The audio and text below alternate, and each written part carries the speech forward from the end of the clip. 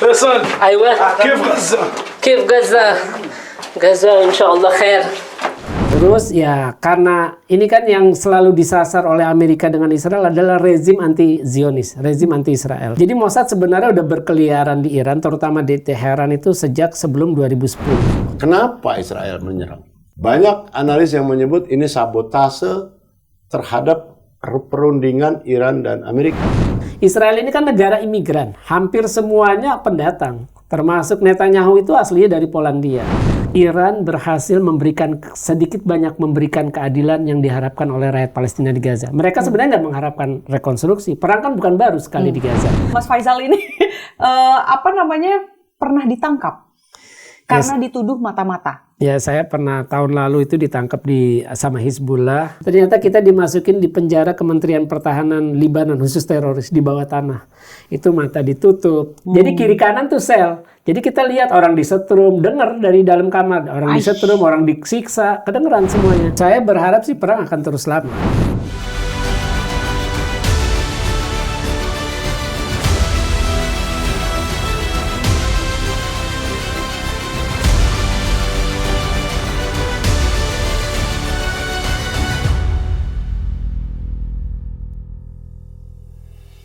Malam ini kurang lebih adalah malam ketujuh serang menyerang antara Iran dan Israel yang saat ini tengah kembali memanaskan tensi-tensi yang ada di Timur Tengah. Nah, mungkin kalau teman-teman melihat headlines di berita antara Iran dan Israel, itu juga wondering sebenarnya apa sih yang ada di balik serang menyerang ini? Kenapa kok tiba-tiba banget? Saya pikir Israel itu perangnya hanya dengan Palestina, tapi kenapa sekarang juga ke Iran, sampai ke Iran, dan kemudian akhirnya seolah Iran jadi seperti drag into the war gitu ya, jadi kayak heboh sendiri gitu, berkembang antara yang tadinya cuma Israel Palestina gitu ya, sekarang kemudian kok jadi ada Israel Iran gitu. Apakah ini juga hal yang tidak terprediksi juga oleh para pengamat gitu ya? Atau justru ini adalah sebenarnya bom waktu yang ya baru saja meledak sebetulnya gitu. Ini udah konflik lama gitu yang akhirnya meledak juga. Nah, kita akan coba gali informasi ini dari pengamat Timur Tengah yang sudah ada di tengah-tengah kita, Mas Faisal Assegaf. Terima kasih sudah hadir di Poker. Sama-sama, Mbak. Bang Hamid juga baru membuat sebuah tulisan di Facebooknya ya soal Iran dan Israel dan perang Iran Israel dan yang menjadi pertanyaan adalah apakah ini siapa yang menang kira-kira dalam hal ini gitu ya. Nah, ini menarik sekali untuk dikupas. Maka first question-nya adalah langsung ke why question nih Mas Faisal. Kira-kira apa sih sebenarnya pemicu utama eskalasi perang antara Iran dan Israel ini? Sebenarnya kan ini dimulai dari tudingan Iran mengembangkan senjata nuklir. Itu sekitar 2002 lah tudingan itu muncul. Itu sebenarnya ini juga aneh. Ini standar ganda tudingan. Artinya ketika Iran memberikan kesempatan kepada tim inspeksi IAEA, Badan Tenaga Atom Internasional, Iran tuh ada niat baik. Mereka mau jujur, kan mereka selalu membantah tudingan itu. Mereka mengembangkan program nuklir untuk kepentingan sipil, artinya untuk energi dan kesehatan. Tapi tetap aja Amerika itu menjadikan itu alasan. Sebenarnya itu sekedar alasan. Kalau kita lihat kenapa standar ganda tadi saya bilang, harusnya juga Amerika menekan Israel untuk mengizinkan tim inspeksi IAEA memeriksa fasilitas nuklir. Israel kan nggak pernah mau. Yang pasti udah punya. Sudah punya, karena saya pernah 2004, Juli 2004 saya mewawancari pembocor nuklir Israel. Namanya Mordechai Vanunu. Mordechai Vanunu ini ditangkap Mossad di Italia setelah membocorkan nuklir ke Sunday Times, koran investigasinya Inggris, The Sunday Times tahun 86. Kemudian dia ditahan selama 18 tahun. Nah, saya nelpon dari waktu itu saya masih di Tempo. Saya by phone wawancara Vanunu. Ya, dia bilang waktu itu 2004 Juli, saya masih ingat.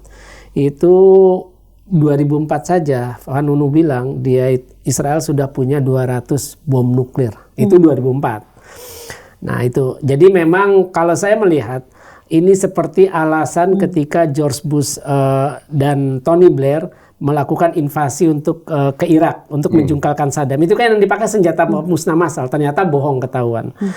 Terus ya karena ini kan yang selalu disasar oleh Amerika dengan Israel adalah rezim anti-Zionis, rezim anti-Israel. Kita tahu Assad yang masuk porosnya Iran kan anti-Zionis. Kemudian Gaddafi juga anti-Amerika, anti-Israel, itu kan tumbang semua. Saya waktu revolusi Libya saya di sana sampai Gaddafi meninggal.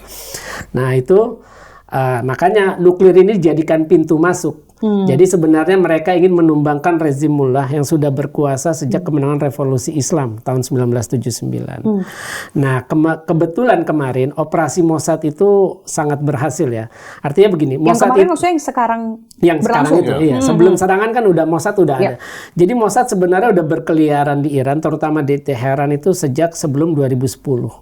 Jadi pernah ada data, jadi 2010 sampai 2012 itu ada operasi sabotase terhadap fasilitas nuklir Natanz di Isfahan, kemudian juga di Tabriz, kemudian dalam 2 tahun itu pembunuhan 5 ilmuwan nuklir Iran.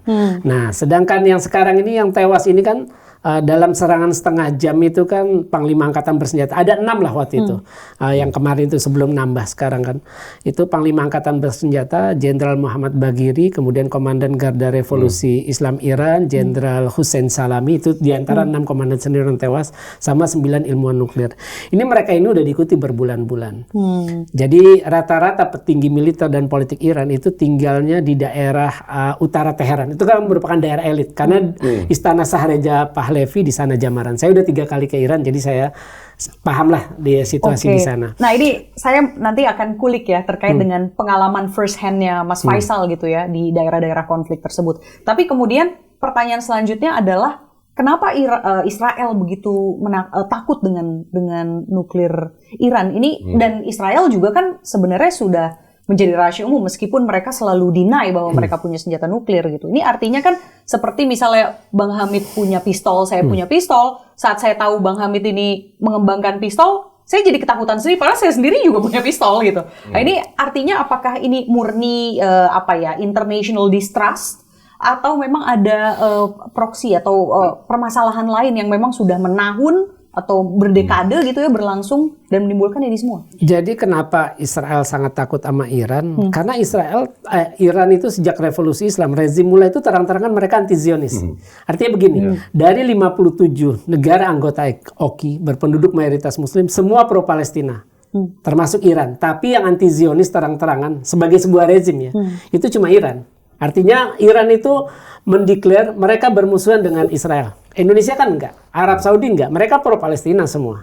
Dengan batas ataupun kapasitas masing-masing pro-Palestina. Tapi yang anti-Zionis itu cuma Iran. Makanya Iran membiayai, mendanai Hizbullah, melatih, terus juga membantu pendirian Hamas, Jihad Islam, terus juga koalisi milisi Syiah di Irak, terus juga milisi Al-Husiyun di Yaman. Itu kan milisi Syiah semua. Itu semua disupport sama Iran.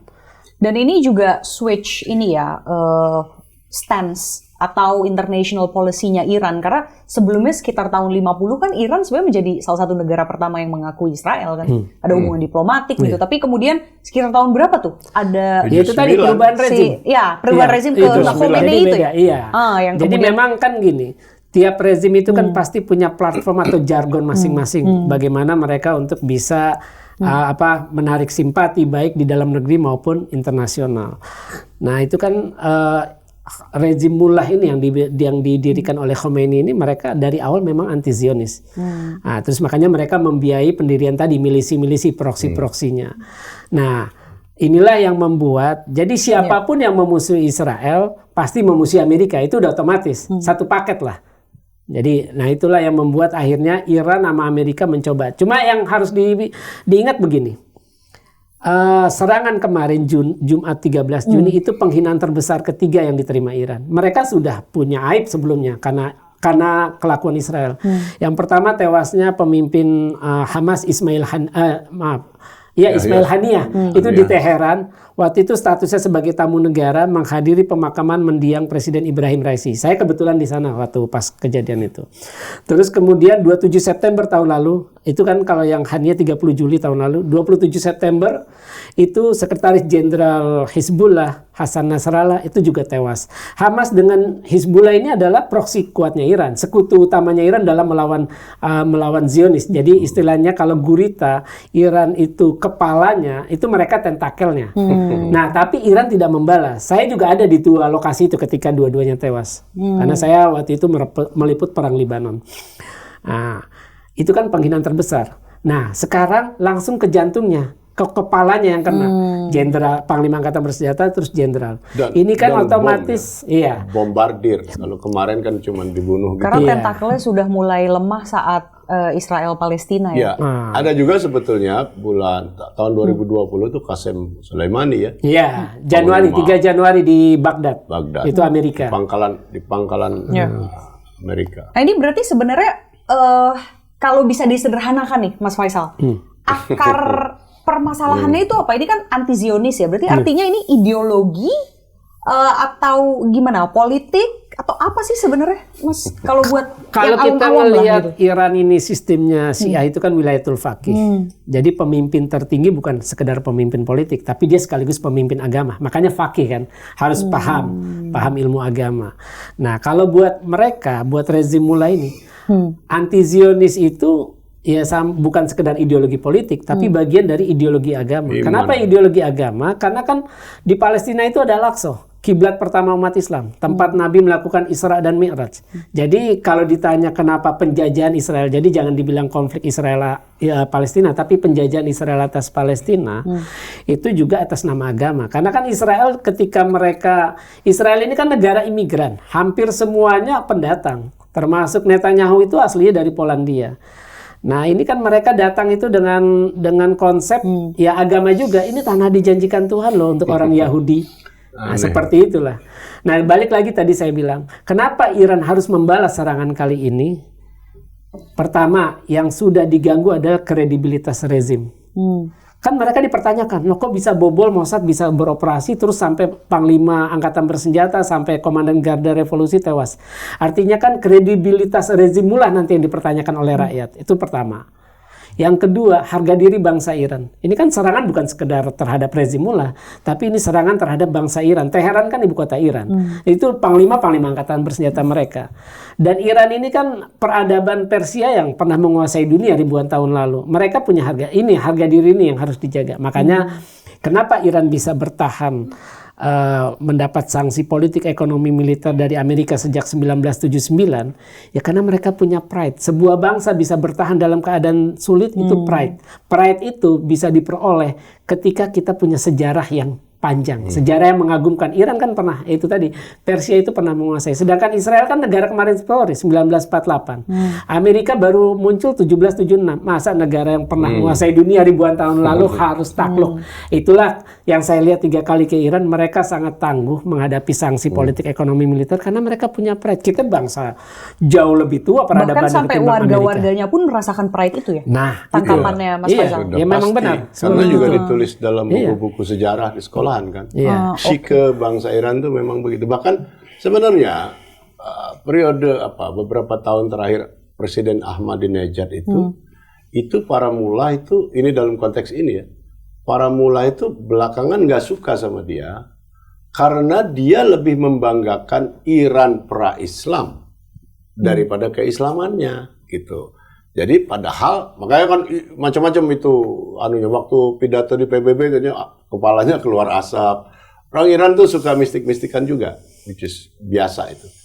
Nah, untuk menegakkan memang benar. Jadi bahkan Ahmadinejad itu dianggap di mata para mullah, loh ini kok malah membangga-banggakan pra-Islam. Jadi kebanggaan Sasaniyah dulu ya, kerajaannya itu. Kira-kira saingannya Romawi. Bayangin, jadi waktu Islam lahir itu di barat ada Romawi, yang kemudian jadi Bizantium, di timurnya ada Sasaniyah. Sasaniyah apa? Safavid. Sasaniyah. Jadi waktu Islam lahir, super powernya itu. Gitu, Romawi dan Iran dan Parsi.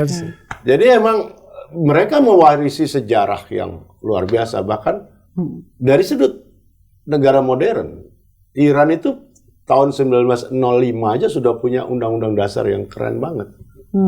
Makanya mereka kalau dibilang keren kayak gimana tuh Bang maksudnya? Keren artinya modern gitu.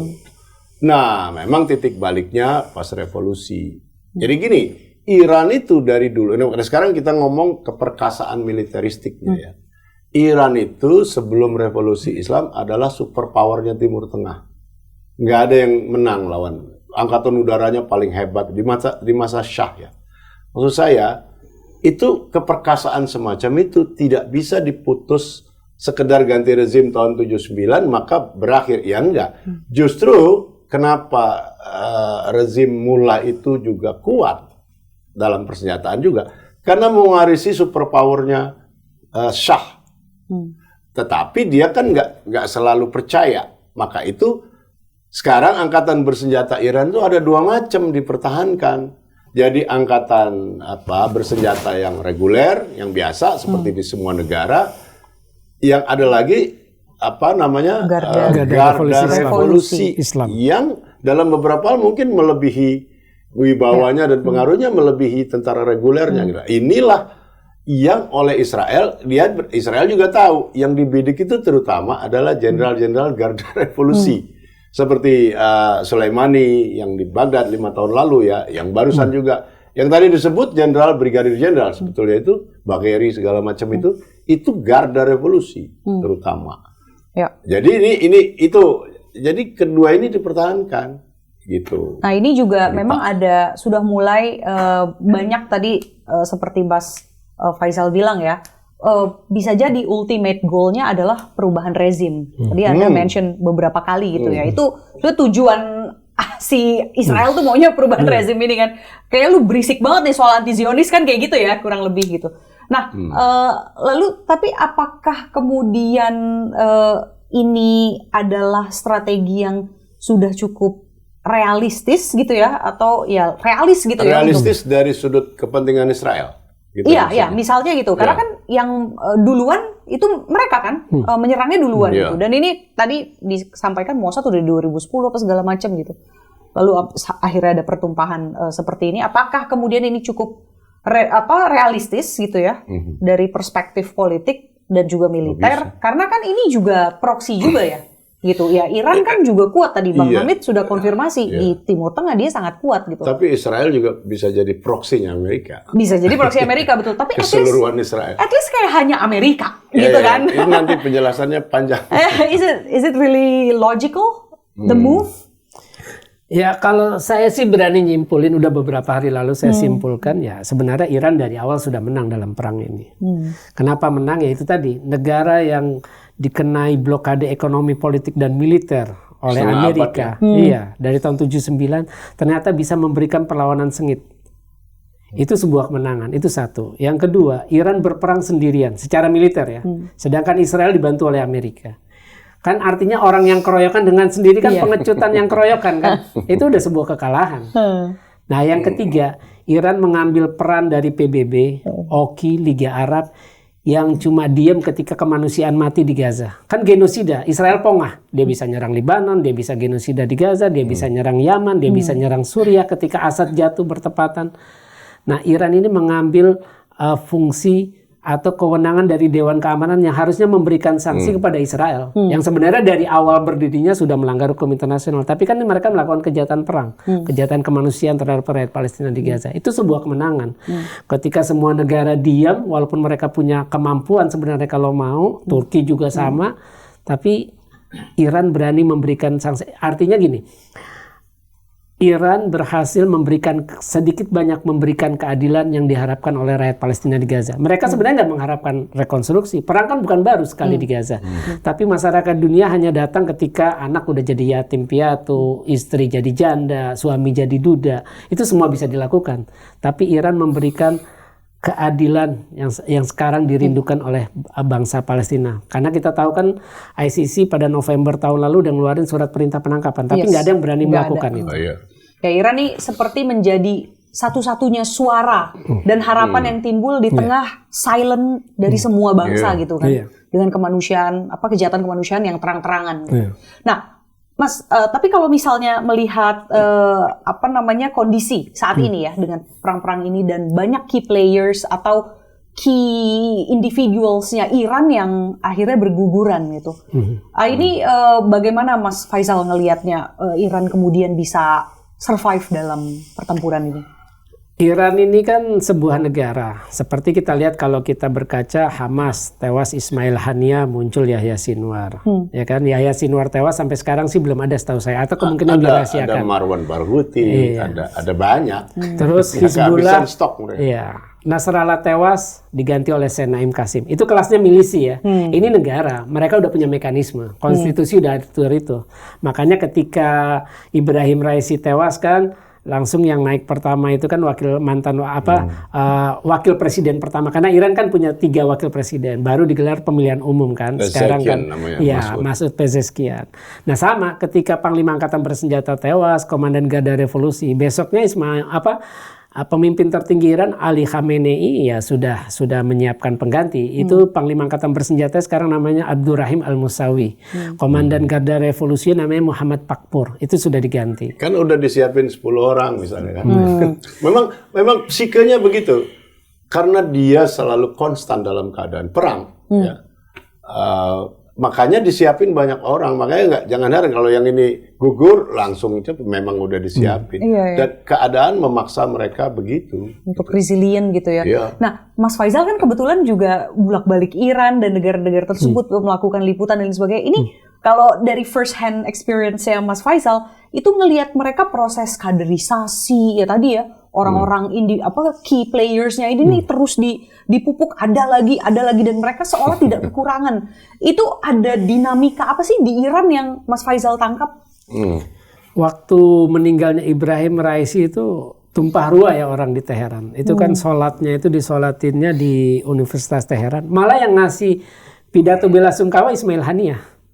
Itu waktu pas meninggalnya Ibrahim Raisi. Itu Ismail Haniyah yang ngasih pidato. Itu Mei waktu itu. Waktu Juli dia meninggal itu kan tewas itu untuk menghadiri pelantikan Presiden Pezeshkian. Ya itu tadi.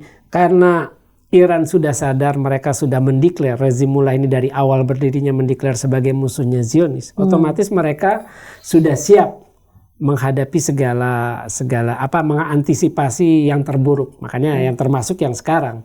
Itu setengah jam Panglima Angkatan Bersenjata, Komandan Garda Revolusi itu kan sesuatu yang sangat menyakitkan. Tapi ya itu tadi, karena mereka sudah siap dengan pengganti, mereka sudah punya mekanisme, kemungkinan besar. Ini kan skenarionya ini kan istilahnya bisa mungkin 3. Artinya begini, kalau pemimpin tertinggi Iran tewas, ini kan belum pernah ada presidennya, karena Khomeini meninggal wafat secara natural kan. Nah, ini kan bisa menjadi tes. Apakah Iran akan bergolak atau sistem rezim Mullah siap mencari pengganti dalam waktu cepat? Kalau itu kan skenario pertama. Skenario kedua itu kan Israel nggak akan kuat berperang lama karena mereka baru ngerasain perang lama dengan Hamas dari 7 Oktober 2023 sampai sekarang. Sedangkan Iran sudah pernah punya pengalaman perang Iran-Irak 1980-1988. Mereka udah teruji untuk perang itu sendiri. Terus yang ketiga, skenario ketiga, yaitu tadi, artinya Israel skenario kedua, bola ini sebenarnya cuma tinggal di Israel. Kalau perang mau berhenti, ya Israel ya kemungkinan besar menyerah. Itu kan artinya aib juga buat Netanyahu, karena Netanyahu yang memaksakan perang. Terus yang ketiga skenarionya itu bisa jadi Amerika melakukan intervensi militer, tapi nggak mungkin invasi. Karena Amerika pernah punya pengalaman buruk di Afghanistan, mereka mundur ketika invasi kan, 2001. Terus kemudian invasi ke Irak, mereka juga akhirnya mundur, menyerah. Terus Israel sendiri lawan Hamas yang kelasnya milisi aja, ke wilayah seluas 365 km persegi aja nggak mampu sampai sekarang habisin Hamas. Apalagi ini lawan negara yang besar, penduduknya yang besar, sumber kekuatan militer 80-an. 80 juta. Mungkin 90 sekarang. 100. Jadi kalau Amerika intervensi, itu artinya perang akan meluas. Karena di Timur Tengah itu ada 28 pangkalan militer. Itu termasuk yang terbesar di Qatar, Al-Udaid namanya. Nah itu artinya negara-negara sekitar itu akan jadi sasaran. Karena yang disasar adalah pangkalan militer Amerika. Udah gitu Iran juga mengancam menutup Selat Hormuz kan. Artinya jalur perdagangan dunia akan terhambat. Seperti itu. Nah ini menarik juga adalah bahwa Mas Faisal ini liputannya sampai benar-benar ke Timur Tengah kan. Ini zaman sama Tempo dan selesai sama Tempo juga masih lanjut karena terus. Karena memang saya bikin spesialisasi Timur Tengah sebenarnya bikin sendiri sih. Karena di Tempo kan nggak boleh bikin spesialisasi wartawan. Cuma saya berinisiatif sendiri lah bikin. Karena minat pribadi ya. Minat pribadi. Sama yaitu tadi pengalaman yang mahal. Nah, ini informasi mata-mata, saya juga punya spy kebetulan gitu ya. Dari Mossad juga. Ini mata-mata saya mata kanan mata kiri gitu. Itu Mas Faisal ini pernah ditangkap karena dituduh mata-mata. Ya, saya pernah tahun lalu itu ditangkap sama Hizbullah. Jadi itu di Lebanon Selatan. Enggak, di Beirut, Dahiyah. Beirut Dahiyah itu basis komunitas Syiah. Mayoritas itu pendukung Hizbullah. Itu jaraknya cuma paling 10-15 menit dari bandara Beirut, Rafiq Hariri. Jadi saya waktu itu kan memang liputan, saya tiba di Beirut itu 23 malam, 24. Jadi kan saya memang sudah kenal dengan jubir Hizbullah, namanya Ibrahim Al-Musawi, mantan jubir, anggota parlemen. Sekitar tahun berapa ini tadi? Kemarin. Kemarin, oke. Perang Libanon kemarin, September 2024, September tahun lalu. Saya udah kasih tahu bahwa saya mau ke sana, ke Libanon. Oh ya silakan. Udah saya ke sana, terus saya bilang, saya mau ziarah ke kubur 2 panglima Hizbullah yang udah tewas, yaitu Fuad Syukur. Itu Fuad Syukur tewas sehari setelah Ismail Haniyah. Terus Ibrahim Aqil tewasnya September, awal-awal September. Sebelum pas saya dalam penerbangan ke Turki, itulah dia tewas, sekitar tanggal 21 September. Ya udah saya bilang, oh ya udah silakan datang. Saya datang, udah saya ziarah nggak ada masalah. Saya ziarah, terus foto-foto, ngerekam nggak ada masalah. Habis itu saya waktu itu pergi dengan orang Syiah juga, staf lokal KBRI namanya Ahmad. Dia tinggal di Dahiyah tapi nggak gaul. Gitu. Nggak gaul kenapa? Karena saya ditangkap orang lapangan. Padahal pejabat di atas Hizbullah udah tahu saya ke sana. Padahal yang nangkep orang lapangan, bareng sama dia. Kan dia membawa nama Indonesia, nggak bisa sebebas dia kan orang bebas. Dia kan pejabat negara. Jadi jadi dari tempat kubur Panglima Hizbullah itu saya mau ke Hari-Harik, masih daerah Dahiyah. Saya mau beli kaos Nasrallah karena Nasrallah belum tewas waktu itu kan. Nasrallah 27, saya ditangkap 24. Ya udah saya masuk, saya tanya sama Ahmad karena dia orang asli situ. Mat, bisa ngerekam gak nih? Oh boleh, silakan. Ya udah saya ngerekam, baru 16 detik. Padahal saya lurus, kamera nggak saya tolehin ke kanan atau ke kiri. Lurus jalan doang, baru 16 detik dicegat. Ya udah kamera saya jatuh, dirampas, paspor diminta. Ya udah di situ Itu milisi ya, bisa begitu. Milisi, ya. Bukannya pejabat struktural, bukan pejabat resmi loh. Luar biasa itu. Jadi, milisi aja. Terus gimana setelah ditangkap? Ya itu ada prosesnya itu kita sekitar 2 jam lah di lapangan itu dikerubungin sampai diancam. Zionis, spy, Yahudi, pokoknya saya di itulah. Beruntungnya di tas yang saya bawa itu biru. Saya kan kalau liputan kemana-mana ada kenangan uang negara sekitar itu saya simpan. Itu saya punya mata uang shekel Israel, 250 shekel, itu sekitar $80. Itu sisa saya liputan di Gaza waktu 2012. Nah itu beruntungnya mereka nggak cek dompet saya. Itu kan uangnya gede 250 shekel. Ada benar-benar terbukti ya. Iya. Kalau mereka ngecek dompet saya, wah ada duit Israel nih. A1 nih. Artinya gitu. Membenarkan tudingan itu. Beruntungnya mereka nggak ngecek. Alhamdulillah ya pasti panjang umur lah. Kalau mereka ngecek mungkin saya nggak balik. Ya udah sekitar 2 jam. Mereka nggak pakai seragam, nggak pakai. Hitam-hitam. Biasa kalau Hizbullah itu kan kalau buat orang Syiah kan setiap hari adalah Karbala. Iya, Hari berduka kan karena terus, kematian Imam Hussein ya kan. Yang Ahmad ini gimana Mas? Ahmad sama kita ditangkap bareng. Ya dia ternyata nggak gaul. Maksudnya kalau dia orang asli situ gaul kan itu orang lapangan. Itu teman gue kan gitu kan istilahnya premannya lah istilahnya kan orang asli situ tapi dia nggak gaul. Ya udah kita 2 jam di situ. Padahal kita udah juga lapor namanya Rana kepala medianya Hizbullah. Saya ini dia nggak bisa nolong karena ya itu tadi di lapangan beda. Nah, perspektif orang lapangan dan mereka kan bukan pejabat resmi kan. Kalau pejabat resmi pakai jalur diplomatik segala macam kan. Kalau ini kan nggak kenal diplomasi mereka. Mengerikan banget. Jadi istilah kayak ormas-ormas di lapangan gitu lah ya. Hizbullah itu lebih kuat. Pasukan Hizbullah lebih kuat daripada tentara pemerintah Libanon. Ya. Itu mereka bawa senjata gitu. Bawa AK-47. Akhirnya saya sama Ahmad dibawa ke kantor intelijen Hizbullah itu di daerah Dahiyah. Itu kiri kanan bawa AK semua. AK-47. Itu udah malam-malam. Jadi kita ditangkap sekitar jam 5, jam 7 dibawa. Udah deg-degan lah. Karena kan pertama ini situasinya perang. saya orang asing ngerekam. Ternyata dari 2006 sejak perang Iran Hizbullah Israel tahun 2006 itu udah ada larangan memotret atau merekam video di situ. Ahmadnya kan gagal, masa dia bisa nggak tahu? Bisa nggak tahu ada aturan itu. Ada aturan. Dia ngomong sendiri ketika diinterogasi, kan diinterogasi di intelijen. Nah kalau saya kan pendatang nggak tahu kan aturan itu. Saya kan namanya baru datang. Udah kita akhirnya kantor intelijen itu naik sebuah bangunan lantai 2. Udah malam lah. Saya kan abis ditangkap udah hilang semua lah. Kita udah nggak inget rumah, nggak inget anak, nggak inget istri, udah zikir sama salawat. Udah ya kan taruhannya nyawa. Karena siang sebelumnya di Dahia, kan Dahia itu tiap hari dibomin sama Israel. Siangnya itu dibom. Saya sore sebelum ziarah mampir ke tempat bom. Cuma kata orang Hizbullah udah selesai buat wartawan, nggak pergi nggak boleh. Jadi kalau Hizbullah itu bom, semua datang, habis itu udah tutup, blokir. Nah, saya kan datangnya baru sore. Standarnya gitu terus. Standarnya begitu. SOP. Berarti hari-hari masyarakat sana tuh ya udah biasa sangat. Iya, biasa. Di sana udah pajak, biasa. segala macam mereka punya kemampuan itu kok. Jadi habis itu gimana? saya dibawa diinterogasi. Yang diinterogasi bukan saya, si Ahmad. Kenapa si Ahmad? Karena si Ahmad orang asli situ.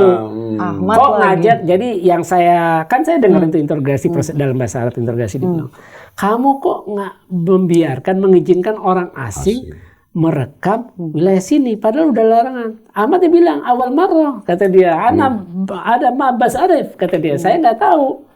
Kan aneh, orang asli situ nggak tahu ada larangan situ, artinya kan dia nggak gaul. Makanya saya bisa nyimpulin ini orang nggak gaul, tinggal di situ, orang Syiah pendukung Hizbullah nggak gaul. Bisa begitu. Ya udah. Nah ternyata di pojokan ruangan itu ada mahasiswa jurnalistik Amerika. Saya lupa, dia keturunan Bangladesh, Chaudhry. Saya ingat nama keluarganya dong. Dia ditangkap karena dia orang asing mendekati lokasi serangan. Bukan pers. Nah, dia ditangkap tuh habis itu. Jadi siangnya duluan dia ditangkap, saya sore. Nah, dia gimana kabarnya, Mas? Sama, keluarnya bareng, masuknya juga bareng. Dia untuk keperluan studi kan ya. Iya, karena dia jurnalistik. New York University. Ada lagi nggak, Mas? Yaudah. Pengalaman first hand-nya lagi? Ya kemarin sih Mei kemarin saya ditawan sama Kurdi. Jadi ntar dulu Hizbullah dulu saya persingkat. Lanjut. Setelah diinterogasi 1 jam, kirain bebas. Kita diambil sama intelijen militer Libanon. Diinterogasi gitu 1 jam. Kirain habis itu bebas. Ternyata kita dimasukin di penjara Kementerian Pertahanan Libanon khusus teroris di bawah tanah. Itu mata ditutup, tangan diborgol. Itu berarti tahanan resmi pemerintah Libanon toh? Iya, tahanan berarti resmi. dia ada kerjasama. Ada kerjasama. Mungkin karena pertama ada staf lokal KBRI. Yang kedua, ya masih Indonesia lah, masih dipandang baik lah. Cuma kan kita masuk ke sel itu ukurannya 1,8 kali 3 meter. Karena saya hitung kan. Ya kan, kerja wartawan begitu. Dalam keadaan tutup mata itu? Enggak. Tutup mata itu ketika kita keluar ruangan. Jadi kita nggak tahu situasi Jadi ketika mau keluar mobil itu di Kementerian Pertahanan Libanon, itu kita udah ditutup matanya. Jadi kita taunya ada besi muter. Berapa tadi lebarnya 1 meter? 1,8. Itu ada orang-orang lain, maksudnya udah satu ada orang banyak. Libanon 5 orang di situ. Oh my God. Dan mereka nggak pernah, jadi bertujuh. Mereka nggak pernah dikasih pengacara, nggak boleh nelpon keluarga, nggak pernah dijenguk. Jadi ya itu makanya saya bilang penjara khusus teroris. Karena kan ini instalasi militer. Tapi itu berarti itu seluruhnya tawanan Hizbullah ya, bukan tawanan pemerintah Lebanon. Enggak, itu tawanan pemerintah Libanon. Tawanan pemerintah Lebanon. Nah, di situ Mas Faisal berapa lama? 29 jam. Jadi jadi ventilasi cuma segede handphone. Nggak ada kipas angin, nggak ada jam. Toilet cuma jatahnya pagi doang. Di luar. Jadi setiap kita keluar masuk itu ditutup mata, diborgol. Jadi kita nggak tahu keadaan di luar. Berarti sebenarnya banyak tidur gimana? Tidur di bawah. Banyak kotoran dong, kotoran manusia. Berarti artinya dia cuma pagi. Mereka pagi. Paling air kencing doang di botol aqua. Udah penuh 2 tuh pas saya sampai di situ. Nah itu kan berarti. Kalau saya kan saya nahan. Jadi saya memang sengaja nggak minum karena saya nggak biasa kencing di situ kan. Nah itu baju yang pertama dipakai itu baju kaos oblong merah tapi nggak nyerap keringat sama celana pendek. Itu kalau orang masuk ya udah nggak diganti sampai keluar. Ada udah 5 bulan masuk di situ dan mereka nggak pernah nggak dikasih pengacara, nggak dikasih nelpon. Saya selama 29 jam itu ya 6 kali diinterogasi. Setiap interogasi sempet tidur nggak? 29 jam? Enggak saya zikir aja lah. Nah disitulah saya ngerasain keramat surah Yasin. Jadi saya udah zikir, udah sholawat, sampai wirid sakran saya baca. Itu nggak ngaruh. Ya maksudnya istilahnya mungkin semua ada kuncinya masing-masing. Nah akhirnya saya ingat surah Yasin jantungnya Quran. Saya baca Yasin. Yasin belum selesai pertama, datang. Tenang, kamu bebas kata sipir. Surah Yasin kedua saya baca. Sipir bilang, nanti kamu dipanggil kepala penjara. Surah Yasin ketiga, ya saya dipanggil kepala penjara. Berdasarkan hasil interogasi, tidak ada yang kamu lakukan. Kamu akan bebas malam ini.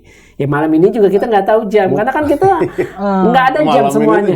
Suka-sukanya dia. Itu kira-kira ada ini nggak peran si pimpinan Hezbollah yang Mas Faisal kenal itu? Enggak.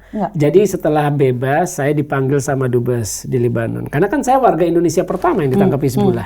Hajrianto dong Dubesnya?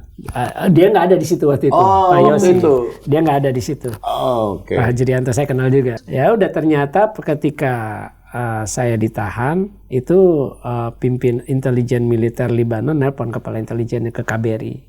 Ini ada wartawan Indonesia ditangkap sama staf lokal. Nah besok paginya itu ada sopir dubes yang memang orang Syiah amal yang punya hubungan baik dengan militer maupun Hizbullah. Militer Lebanon. Nah, dia bilang, ini telepon nih kepala intelijennya, telepon. Ya udah kita bebasin hari ini.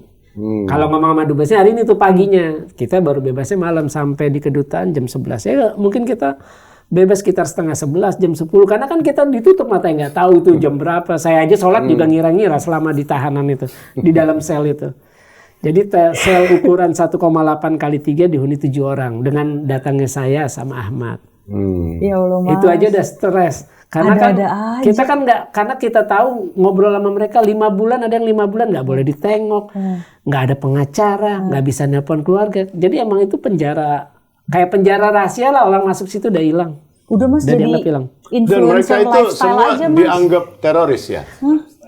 Mungkin kali ya, saya juga nggak tahu. Atau Tapi kan agen Israel? Tapi kan karena penjara itu instalasi militer, artinya kan kejahatannya serius, nggak mungkin militer, sembarangan. Ya. Mas nggak mau berubah jadi influencer lifestyle gitu, liburan sama yang mahal kan pengalaman. Nah kemarin saya ditawan sama Kurdi 5 hari. Ini lebih lama lagi waktu di Suriah. Kemarin kan saya liputan juga. Ada lagi di Suriah. Kemarin bulan Mei kemarin 5 hari saya ditawan. Ditangkap waktu dalam perjalanan. Iya. Ditangkap dalam perjalanan ke Raqqa, bekas ibu kota ISIS. Jadi ketika ISIS berkuasa 2014 puncak kejayaannya itu di Irak ibu kotanya Mosul, di Suriah ibu kotanya Raqqa. Nah saya pengen nengok ke Raqqa. Cuma karena nama orang Indonesia udah jelek, rata-rata gabung sama ISIS. Nah saya juga dicurigai mau gabung sama ISIS, makanya kita ditangkap lagi. 5 hari di situ, begitu cerita. Lebih lama dong ini ya? Lebih lama, tapi perlakuan lebih baik. Nggak di dalam sel, kita di dalam kamar. Cuma nggak boleh keluar. Jadi kiri kanan tuh sel. Jadi kita lihat orang disetrum, dengar dari dalam kamar. Orang disetrum, orang disiksa, kedengeran semuanya. Cuma kita kalau mau keluar harus izin. Karena nggak enak kan.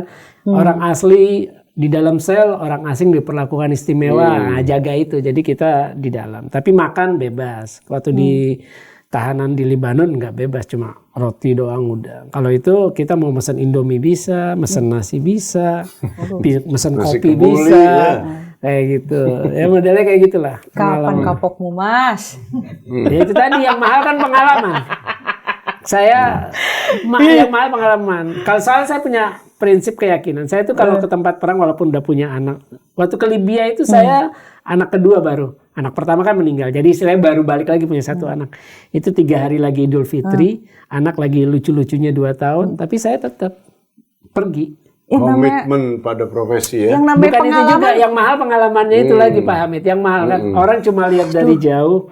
Ketika orang berbicara dari jauh kan beda dengan ketika orang di lapangan. Feel-nya dapat, atmosfernya dapat beda. Pengalaman mahal ya. Jurnalistik. Wow. Main padel tuh Mas. Sekarang kan orang Mas mah ke medan perang suka. Mas Faisal, mantap.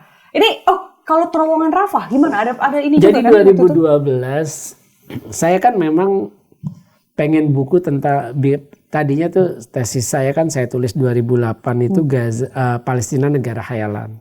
Jadi walaupun saya pro Palestina, tapi saya harus realistis. Orang juga harus tahu realitasnya, nggak mungkin ada negara Palestina. Artinya tidak akan diakui di tesisnya? Nggak akan pernah ada negara Palestina. Maksudnya tidak akan pernah ada namanya negara Palestina, negara secara konvensional ya. Kalau akhir zaman kan udah ummah, udah nggak ada negara kan global.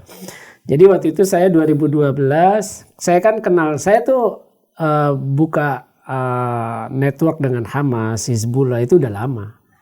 Itu buka sendiri lah.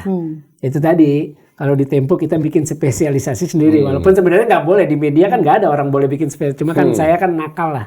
Nah, udah saya deket sama salah satu pendiri Hamas, namanya Mahmud Zahar. Mahmud Zahar ini barengan sama Syekh Ahmad Yasin.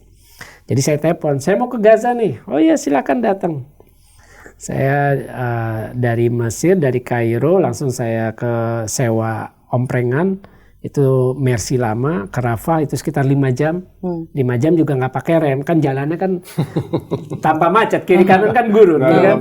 Iya, 140 kilo per jam, artinya sekitar 700 lah 5 jam. Sama ketika saya ke Salum perbatasan waktu saya liputan ke Libya, sama juga sekitar 5 jam.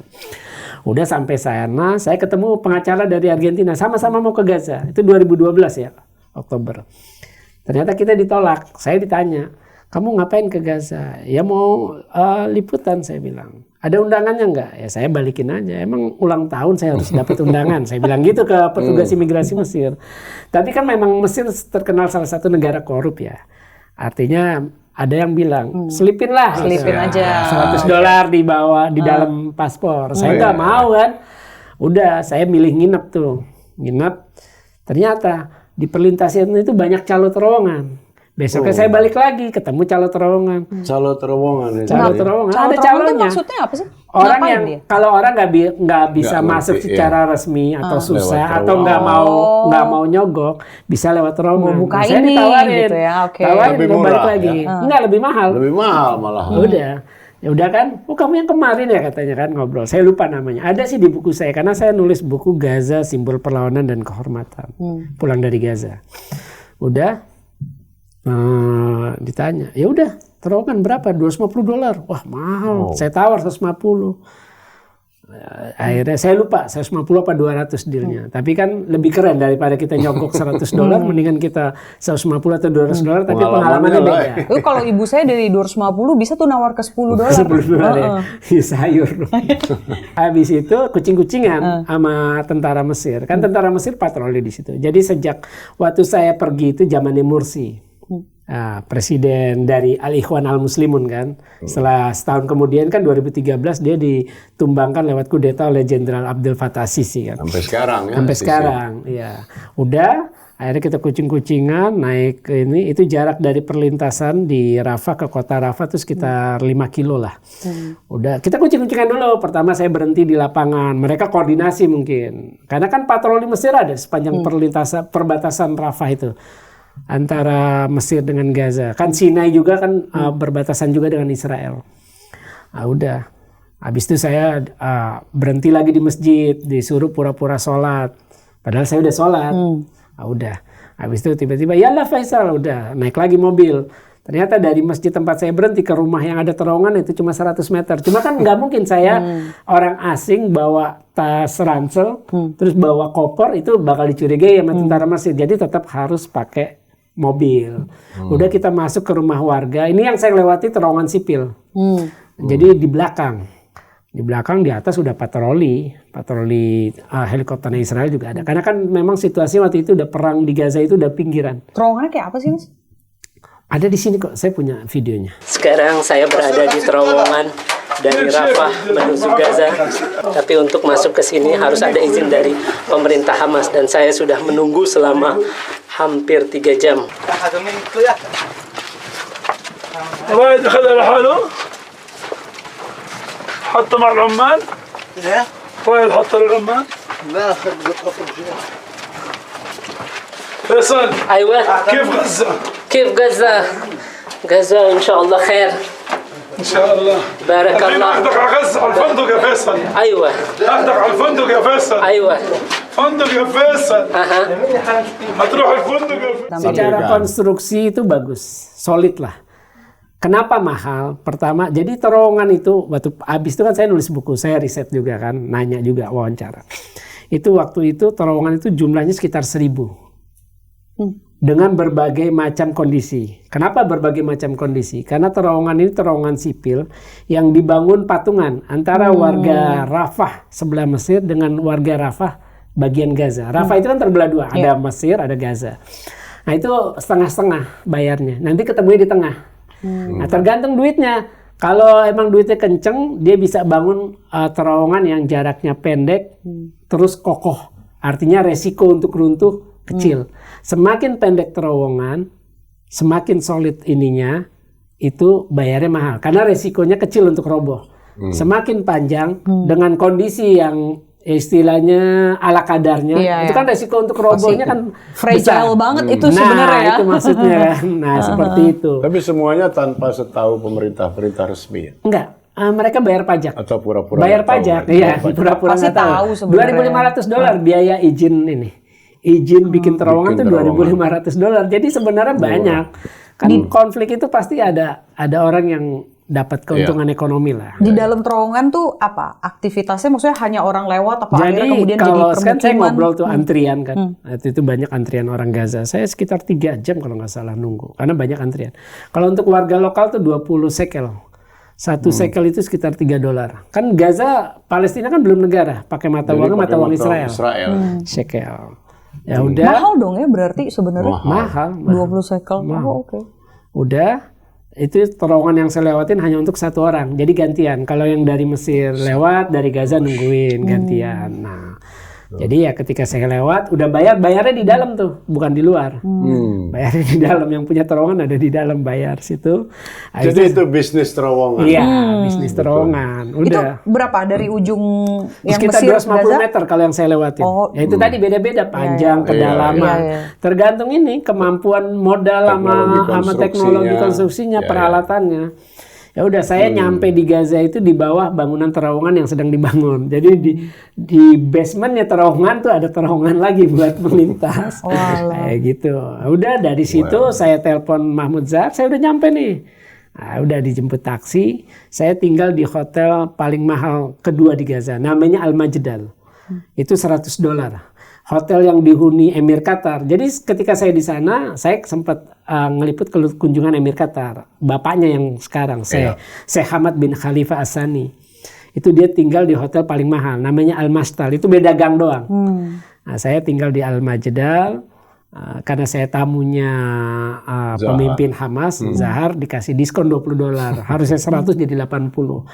Ini hotel punya salah satu orang paling kaya di Gaza, namanya Abdul Aziz Al-Khalidi. Rumahnya 3 lantai. Itu rumahnya pas di seberang hotel. Nah, dia bangun masjid waktu itu, mungkin sekarang udah hancur karena perang. Waktu pas saya bangun belum, itu pinggir pantai, namanya Masjid Abdul Aziz Al-Khalidi. Udah saya di sana. Udah saya ke rumah saya Ahmad Yasin, saya ke rumah Mahmud Zahar. Mahmud Zahar itu pernah berperan seperti Menteri Luar Negeri. Menteri Luar Negeri memang. Ketika Hamas menang pemilu 2006, dia datang ke Jakarta. Jadi itu interaksinya seperti apa sih, Mas? Maksudnya berarti apa obrolannya dan sebenarnya mungkin dapat ini ya? Apa rencana mereka tuh seperti apa gitu pandangannya? Jadi kalau saya itu bikin jaringan, alhamdulillah personal trust. Jadi mereka nggak peduli saya kerja di media mana. Mereka juga nggak tahu Tempo kan lokal, bukan CNN, bukan New York Times, bukan Washington Post. Jadi mereka tuh nggak peduli saya di mana. Sampai sekarang pun saya masih berhubungan sama Fauzi Barhum, sama Musa Abu Marzuk. Saya pernah wawancara Zoom sama Musa Abu Marzuk untuk channel YouTube saya, tapi akhirnya dihapus sama YouTube channelnya 5 tahun lalu. Karena Abu Marzuk kan itu bekas kepala Biro Politik Hamas. Yang pertama dia sebelum Khalid Mishal. Khalid Mishal pun sekarang tetap di Syria kan? Enggak, sekarang di Doha, kantor Biro Politik. Ya udah, saya di sana ya. Indonesia tuh bagus banget. Jadi saya mau jalan tengah malam, setiap ketemu assalamualaikum Indonesia. Udah pasti dulu sai gawa udah teh udah.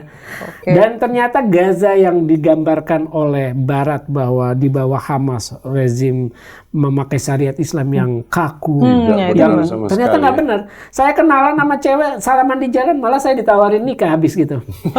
Tapi karena saya anti poligami, saya nggak mau. Jadi waktu itu saya kenalan namanya Hebaziat, mahasiswa umur 21 di dunia Arab itu kan aib belum nikah.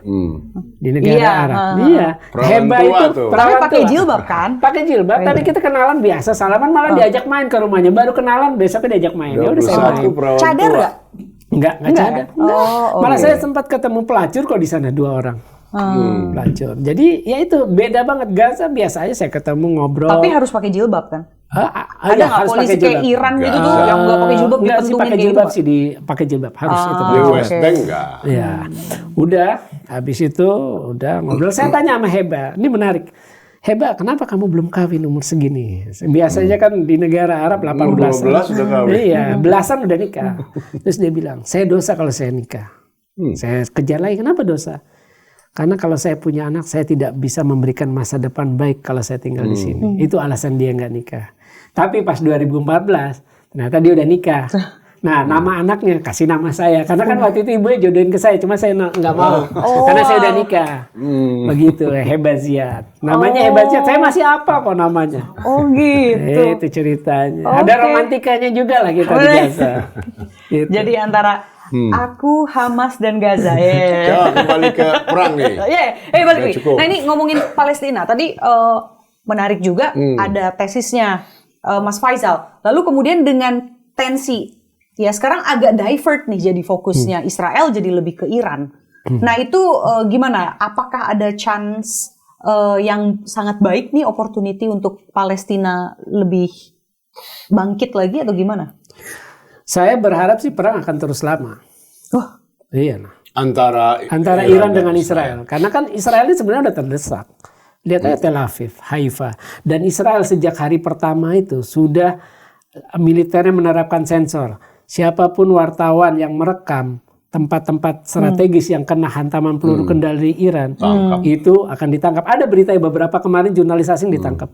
Saya punya kok ininya pengumuman dari IDF, nggak boleh ngerekam. Makanya kalau kita lihat kan hanya tempat sipil, Tel Aviv, Haifa, padahal Pangkalan Nevatim, kena Hazarim. Terus kemarin juga gudang logistiknya, unit intelijen militernya Israel, unit 8200, Spywar, itu kan intelijen militer. Kalau Israel kan punya 3 intelijen. Mossad luar negeri, Shin Bet dalam negeri, militer namanya Aman. Nah yang terkenal 8200. Yang kerja di NSO Group, bikin program Pegasus Spy itu rata-rata X dari 8200. Karena terkenal pintar untuk spywar. Nah seperti itu. Jadi ya itu tadi, kalau chance-nya itu Palestina sebenarnya ya Palestina nggak akan pernah ada. Karena faktor internal di Israel dengan Palestina serta faktor eksternal nggak ada yang mendukung. Makanya saya tuh suka ngeritik sikap pemerintah Indonesia. Kita ini sebenarnya membela Palestina nggak punya basis hukum. Karena kalau kita pakai pembukaan konstitusi kan hanya bilang penjajahan di atas dunia harus dihapuskan. Nah sekarang bangsa mana yang menurut kita sedang dijajah yang harus kita bela? Kalau kita tahu gerakan separatis Papua mengklaim juga mereka dijajah. Kurdi juga pengen punya negara, mereka juga dijajah, merasa. Ya kalau gam-gam yang masih solid mungkin juga merasa mereka dijajah oleh Indonesia. Artinya kita harus punya basis hukum dalam membela Palestina. Makanya selama ini pembelaan kita terhadap Palestina itu hanya ikut konsep Barat, bukan nilai atau pengalaman kita sebagai bangsa yang pernah dijajah. Makanya keliru kalau kita ikut konsep solusi 2 negara. Nah itu juga faktor salah satu kenapa Palestina itu negara khayalan, yaitu tadi. Ini sebenarnya konflik bukan sekedar konflik nasionalisme. Ini ada konflik agama. Ya tadi Israel mengklaim dulu ini kuil suci dihancurkan 2 kali. Nah kita juga kan nggak mungkin kita membiarkan Masjid Al-Aqsa, kiblat pertama, tempat Nabi Isra Mi'raj dihancurkan kalau istilahnya Israel. Tapi kalau sekarang kalau kita lihat kan dukungan-dukungan sebenarnya banyak ke Palestina ya. Negara Barat juga banyak ke Palestina gitu. Ya artinya kan kalau dilihat dari konstelasi itu seperti bukan hayalan. Just jika ya Amerika dan Israel setidaknya agak lebih bukan melemah. Setidaknya mereka memberikan opportunity itu gitu. Nah artinya kan masa sih itu disebut hayalan gitu? Apakah benar-benar seutopis itu untuk Palestina menjadi negara? Ini faktor internal Palestina dulu. Baik di Palestina maupun Israel, itu ada kelompok yang tidak mau mengaku eksistensi masing-masing. Makanya kayak Hamas, Jihad Islam tuh nggak mau mengaku eksistensi Israel. Buat mereka nggak ada yang namanya Israel. Jadi Palestina buat mereka adalah Palestina, Gaza, tepi barat, dan sekarang yang menjadi wilayah Israel. Jadi nggak ada yang namanya Israel.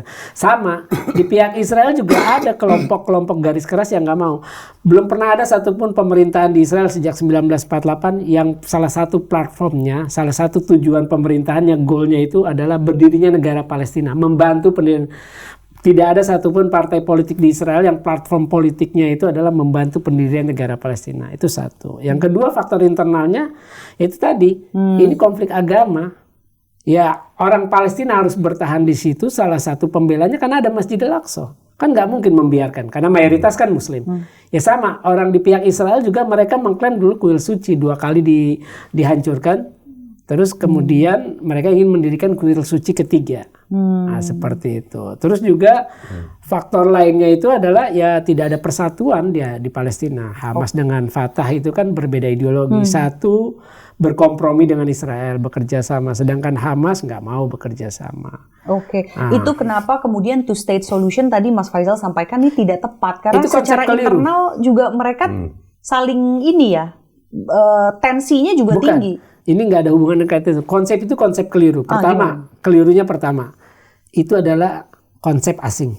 Nggak pernah dibawa ke referendum Palestina. Jadi bukan aspirasi bangsa Palestina.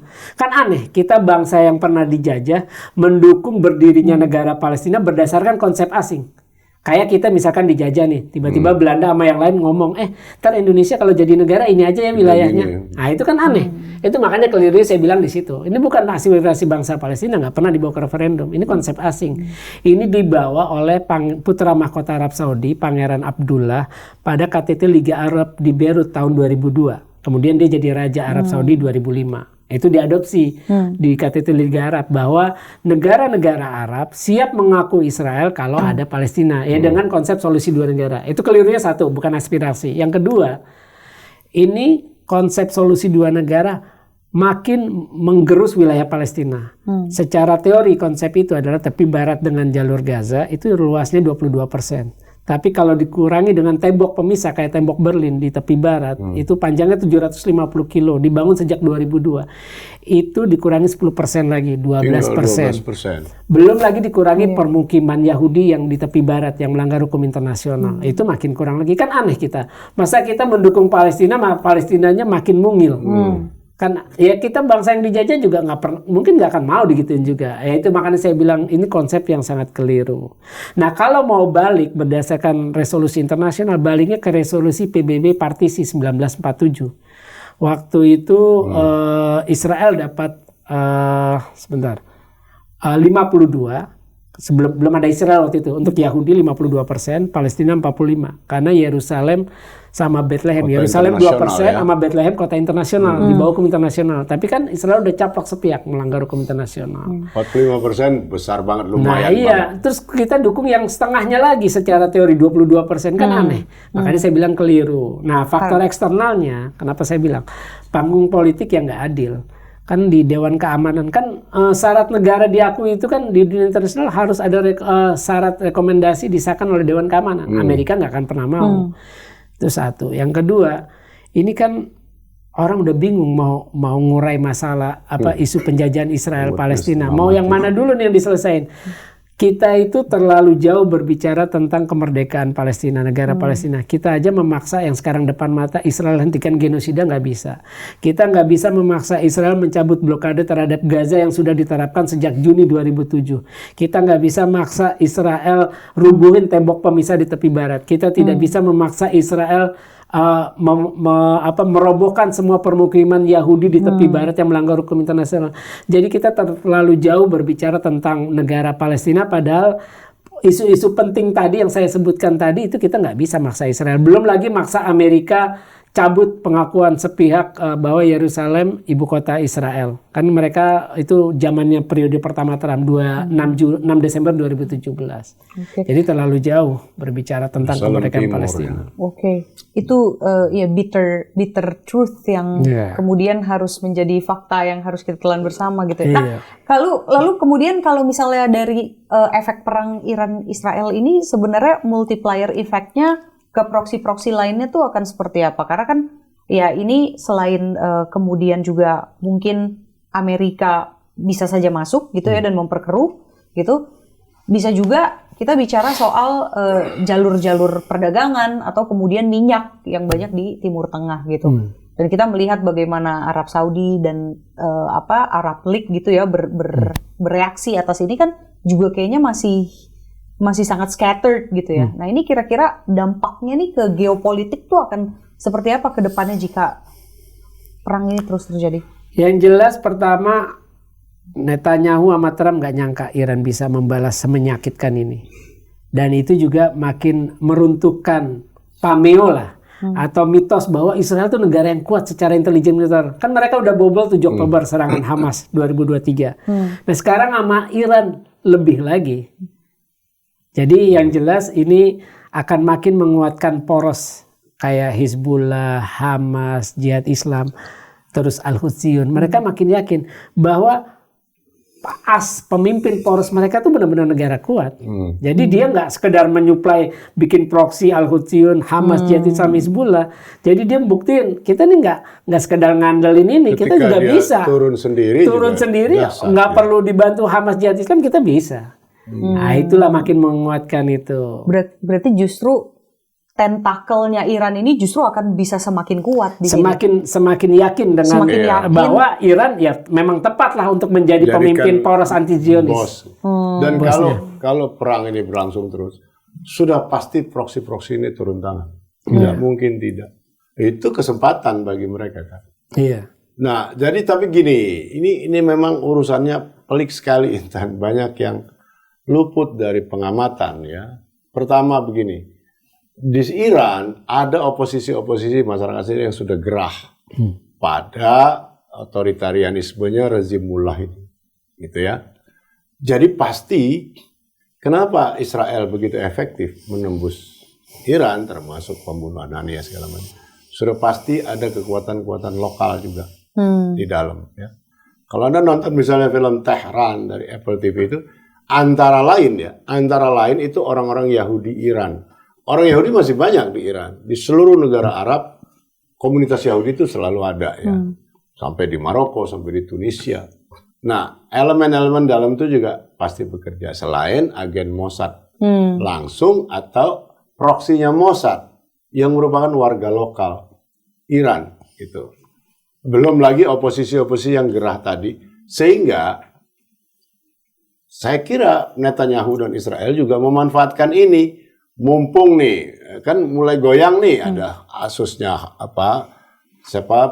mahasiswa yang digebukin mati itu Mahsa Amini yang sampai demo anti jilbab dan sebagainya. Memang rezim Iran ini goyah-goyah lah, biasa turun naik ya. Nah sekarang mungkin dianggap sekarang saatnya gitu. Di sisi lain di Israel juga kurang lebih sama. Netanyahu ini kan banyak kasus hukum gitu. Jadi kalau dia serang-serang gini kan orang lupa dan dia tetap jadi hero bagi rakyatnya. Nah, sekarang kalau diserang begini, saya kira yang tadinya rada-rada oposisi pun terhadap rezim Ali Khamenei atau Pereskian sekarang ya, itu justru terbalik. Orang Iran kan gitu, saya kira di mana-mana orang bangsa gitu ya. Ketika ini pemerintahnya lagi melawan musuh, apalagi musuhnya adalah Israel, mereka mungkin malah makin bersatu, makin kuat. Dia lupakan dulu ini oposisi terhadap rezim yang nggak menyenangkan ini gitu. Walaupun di Israel hal yang sama bisa terjadi. Karena Netanyahu lagi jadi hero, berjuang menggempur musuhnya bangsa gitu. Maka yang oposisi terhadap Netanyahu juga kan meredam gitu kira-kira. Nah itu yang terjadi. Tetapi saya kira Israel benar-benar kaget melihat pertama cepatnya reaksi Iran. Padahal dia sudah ngebom beberapa lokasi kan, termasuk bukan hanya di Natanz ya. Natanz itu tadi disebut tahun 2010 itu dihajar pakai Stuxnet. Runtuh itu seluruh sistem komputernya sehingga lama, dan dengan cepat dia bangun lagi, dan Natanz dia dihantam. Ada beberapa lokasi lagi yang merupakan senjata penangkal serangan udara. Mungkin itu kena. Ya. Tetapi mungkin yang tidak diketahui Israel bahwa stok Iran itu bukan hanya itu gitu. Banyak yang tersembunyi yang nggak ketahuan sehingga begitu diserang hanya dalam hitungan jam dia mampu membalas dengan telak. Dan saya kira untuk pertama kalinya ibu kotanya kena. Bukan hanya Haifa, kota pelabuhan itu juga penting. Tetapi kalau Tel Aviv kena, itu saya kira psike orang Israel juga goyah betul. Ini kan juga perang itu begini, Intan, bukan hanya soal secara fisik tembak-tembakan. Ya, perang itu juga soal psike bangsa, soal mentalitas warga. Itu kena kalau simbolnya, misalnya ibu kota Tel Aviv kena, itu akan menentukan. Dan saya kira untuk pertama kalinya juga kena batunya gitu Israel. Tetapi yang penting juga ini, saya kira, kenapa Israel menyerang Iran tiba-tiba? Banyak analis yang menyebut ini sabotase terhadap perundingan Iran dan Amerika. Sekarang ini kan lagi berunding sebetulnya Amerika dan Iran dalam soal nuklir. Ya, Iran sudah sangat kooperatif sebetulnya.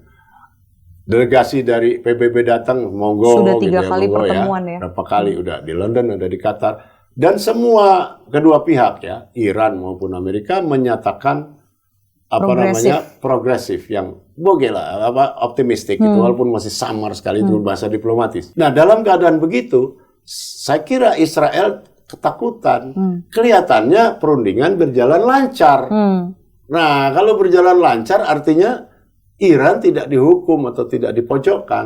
Nah, kalau Iran tidak dipojokkan, tidak dihukum, maka dia kemampuan atau keleluasaannya mengembangkan nuklir sebagai senjata, bukan hanya untuk keperluan kesehatan dan sebagainya tadi, maka bisa jadi diduluin, dipukul. Dengan cara ini, Israel berharap Amerika turun tangan. Jadi dia kalau kata orang Jawa, mau nabok nyilih tangan. Itu memang biasa juga dia lakukan, gitu, biasa. Di Irak kan juga begitu juga. Yang memasok senjata pemusnah massal segala macam kan termasuk dia yang ternyata bohong. Tapi kan Bush dengan begonya tahun 2003 itu nyerang, dan ini dia mengulangi, dan sudah jelas sekali Netanyahu ngomong soal regime change, ya, suatu istilah, suatu frase yang sangat disukai juga oleh Amerika, dan sudah dilakukan 2 kali, ya, di Irak dan di mana lagi. Jadi kalau dia ngomong sekarang regime change itu cukup realistis, dan dengan frase ini kayaknya Amerika diharapkan nafsu gitu loh, masuk jadi terbakar gitu ya, dan masalahnya akhirnya sekarang Donald Trump melarang. Sudah jelas Netanyahu mau membunuh Ali Khamenei. Yang dimaksud regime change itu kan itu. Pertama kepala negaranya, kepala negara beneran ya, bukan presidennya. Tapi yang disebut the supreme leader itu harus diruntuhkan. Baru tadi kemudian oposisi-oposisi tadi kan bisa bangkit. Persis seperti di Irak. Ya, oposisi zaman Saddam itu kan bangkit kemudian ketika Saddamnya runtuh. Masalahnya Donald Trump melarang. Dia pokoknya nggak boleh, tapi sambil ngancam, Donald Trump mengancam Iran bahwa kalau kamu nyerang pangkalan-pangkalan kami di Baghdad, di Qatar, di mana-mana itu, Amerika akan turun tangan dan akan bikin pembalasan yang sangat mengerikan, yang tidak terbayangkan. Tapi dia imbangi, Israel juga dia tekan, jangan sampai membunuh Khamenei. So, kalau sampai itu mungkin seluruh Timur Tengah bisa terbakar. Jadi sebenarnya sejauh ini kayaknya Netanyahu lagi was-was nih. Dia berharap dia juga berharap cepat membakar, tapi kok nggak kepancing nih. Kalau sampai Amerika turun langsung, kan dia bersih tangannya. Paling dia bantu seperlunya kan. Tapi yang penting musuh utamanya ini habis, terutama nuklirnya. Nah, negara-negara Arab semuanya lebih takut pada Iran daripada pada Israel. Itu sudah biasa sekali dari dulu. Kearifannya itu yang dipahami oleh semua orang di sana begitu gitu. Karena Iran ini kan ekspansif, ya. Retoriknya sejak sukses revolusi adalah ekspor revolusi. Dan itu benar-benar mengganggu pikiran para elit Arab, ya. Tetapi di sisi lain dalam soal Palestina misalnya, rakyat Arab itu tetap bersimpati pada Palestina, ya, dan quote-unquote anti-Zionis, ya.